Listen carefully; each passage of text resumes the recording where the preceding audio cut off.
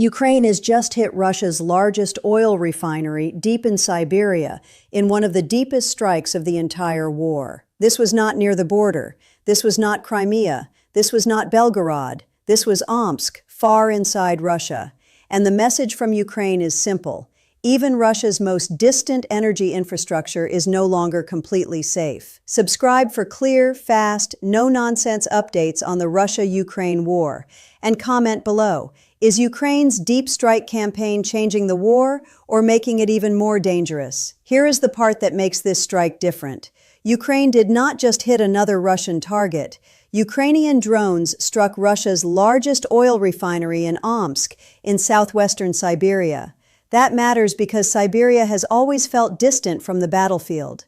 For most Russians, the war was something happening in Ukraine, along the front line or near border regions. But now, the battlefield has stretched. According to reports, the Omsk refinery strike was one of Ukraine's furthest attacks since the war began. And that is why this moment is being watched so closely. Because Ukraine is not only trying to damage Russian military positions, it is trying to show Russia that the war cannot remain far away. For Moscow, this creates a serious problem. If a major refinery in Siberia can be reached, then Russia has to ask a much harder question. How many other sites are vulnerable? Oil refineries are not symbolic targets only. They are tied to fuel, logistics, transport, military supply, and the wider Russian economy. And this is why the Omsk strike is being treated as more than another drone attack. It is a signal that Ukraine's long-range campaign is expanding, a signal that Russia's energy infrastructure is under growing pressure, and a signal that Kyiv wants to shift the psychological balance of the war. But here is what makes the timing even more explosive. This strike came as Russia was intensifying attacks on Ukrainian cities, including deadly strikes around Kyiv. So this is not just one side attacking and the other responding. This is a cycle. Russia strikes Ukraine, Ukraine strikes deeper inside Russia, and each side is trying to prove that the other cannot feel safe. But why does Ukraine keep targeting Russian oil infrastructure? The answer is simple. Fuel keeps a war moving.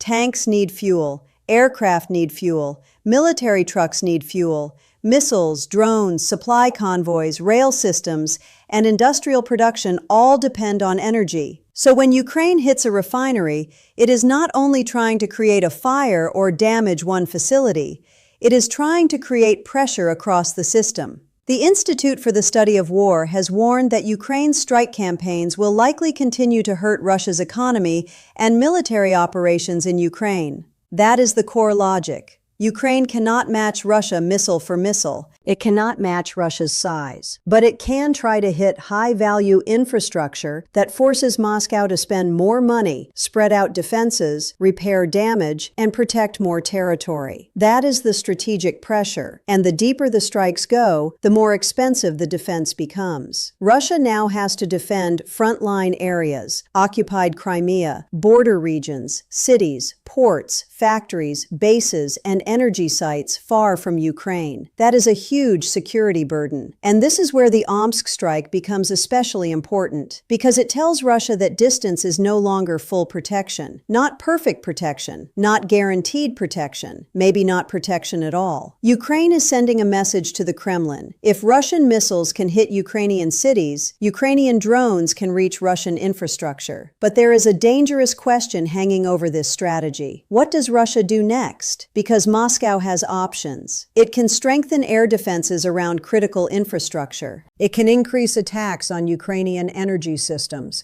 It can intensify missile and drone waves. It can use these deep strikes as proof inside Russia that the country is under attack. And that brings us to the second major part of this story, Russian retaliation. While Russia's largest refinery was being hit deep in Siberia, Ukraine was also facing another brutal reality. Russian missile and drone attacks on Ukraine killed civilians around Kyiv, according to multiple reports. Some reports placed the death toll above 20, while others reported higher numbers in the Kyiv region. The exact numbers differ by outlet and update, but the overall picture is clear. Kyiv was hit hard. Residential areas were damaged, people were killed, And this happened as Ukraine was pushing for stronger support from NATO and Western partners. That timing matters. Because Russia's attacks on Kyiv came on the eve of major diplomatic pressure, including NATO-related discussions and calls from President Volodymyr Zelensky for stronger decisions. Zelensky has been warning that Ukraine needs more air defense support, especially as Russia increases missile and drone strikes. And here is the problem. Ukraine's air defense is under pressure. BBC reporting in the research pointed to warnings about interceptor missile shortages. That means Ukraine is facing a deadly equation. More Russian missiles and drones are coming in, but Ukraine does not always have enough interceptors to stop them all. And when air defenses are stretched, the consequences fall on civilians. Apartment blocks, power systems, hospitals, transport lines, families sleeping at night. This is the human cost behind every headline. And this is also why Ukraine is trying to take the war back into Russian territory.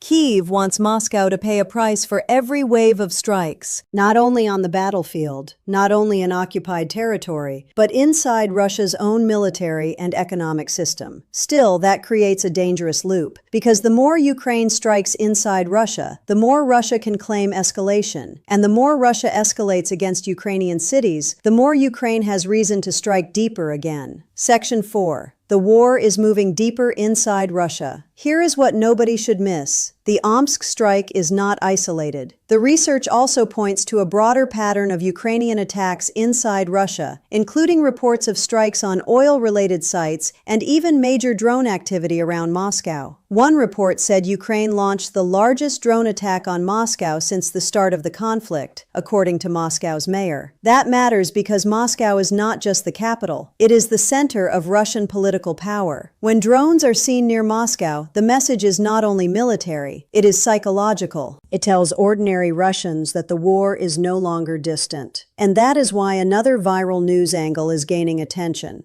How Russians are viewing Vladimir Putin amid increased Ukrainian attacks inside Russia. This is a sensitive question for the Kremlin. For years, Putin has presented himself as the leader who protects Russia. But if Ukrainian drones keep reaching Russian cities, oil facilities, and strategic sites, then the image of total control becomes harder to maintain. That does not mean Putin is suddenly politically weak. It does not mean the Russian public will turn against the war overnight. But it does create pressure. Because every deep strike forces the Kremlin to explain how the enemy reached so far. Every fire at an energy facility raises questions about defense. Every airport disruption, explosion, or security alert reminds Russians that the war has crossed back into their own territory. And that is exactly the psychological pressure Ukraine wants. Ukraine is not only fighting for territory, it is fighting for attention, for momentum, for leverage, for the ability to show Western allies that it is still capable of hitting high-value Russian targets. And in a moment, the biggest question becomes, does this bring the war closer to negotiation or closer to a wider escalation? Now the battlefield is colliding with diplomacy. The research mentions President Donald Trump saying he thinks an end to the Ukraine war is getting close, despite Russian strikes on Kyiv. That statement matters because it lands during a moment of extreme military escalation. Russia is hitting Ukraine with missiles and drones. Ukraine is hitting Russian infrastructure deep inside Russia. NATO leaders are facing pressure to strengthen Ukraine's air defenses. And Zelensky is calling for strong decisions. So when someone says the war may be close to ending, the question is, close to what kind of ending? A ceasefire? A negotiation? A pause before another escalation? Or a settlement that neither side fully accepts? Right now, the military facts on the ground do not look calm. Russia is still launching deadly attacks. Ukraine is still expanding deep strike pressure, and both sides are trying to improve their position before any major diplomatic shift. That is why these attacks matter beyond the immediate damage. They are part of a pressure campaign. Russia wants to show Ukraine and the West that it can still punish Kyiv. Ukraine wants to show Russia and the West that it can still hit back, even thousands of kilometers away from the front.